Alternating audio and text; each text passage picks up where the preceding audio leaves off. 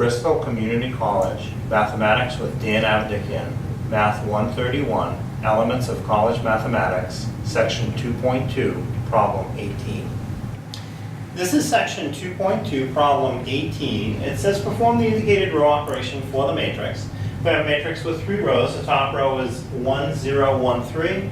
The middle row is 0, 1, 4, negative 2. And the bottom row is 0, 0, 1, 5. And our row operation is to make a new row 1 that's equal to negative 1 times row 3 plus the old row 1. So let me set up the next matrix, and I'm going to use those boxes to show my work.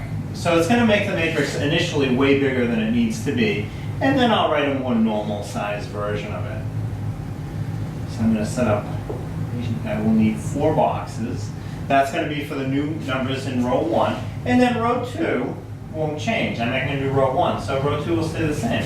0, 1, 4, negative 2, and the same for row 3. It'll stay the same. It is involved in the making of the new row 1, but it's still going to be row 3, and my final answer is 0, 0, 1, 5.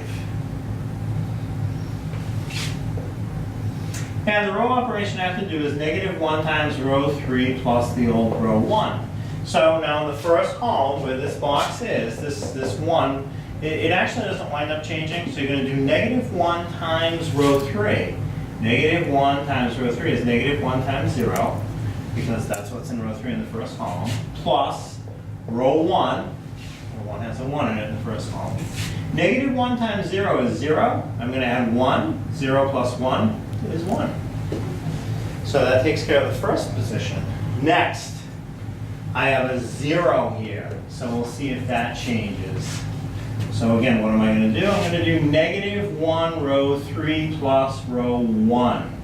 And in this column, negative 1 times row 3, this column, row 3 has a value of 0 in that column, plus row 1, so again in the y column, row 1 I have a 0. So negative 1 times 0 is 0. Add another 0. 0 plus 0 is 0. Next box. Right now it's a 1. We'll see if that changes. So start with the row operation. Negative 1 times row 3 plus the old row 1. So negative 1 times the value in row 3 in this z column is 1. Plus the value in row 1. So again, in the third column, or z column, it's positive 1. So do the math. Negative 1 times positive 1 is minus 1. And add minus 1, positive 1. Minus 1, positive 1 is 0. Finally, one more box to fill in.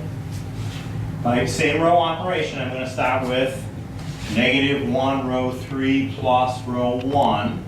So negative 1 times row 3. So in this last column in row 3, I have 5. So it's going to be negative 1 times 5 plus row 1. So in the last column in row 1, I have 3. And now negative 1 times 5 is negative 5, and I'm going to add 3. Negative 5 positive 3 is negative 2.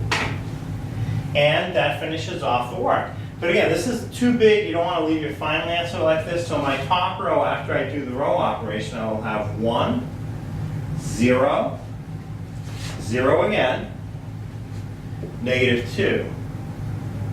Then the middle row just stays the way it was in the question. 0, 1, 4, negative 2. And the bottom row stays the way it was in the question. 0, 0, 1, 5. And that should have brackets because it's a matrix. And that's the answer.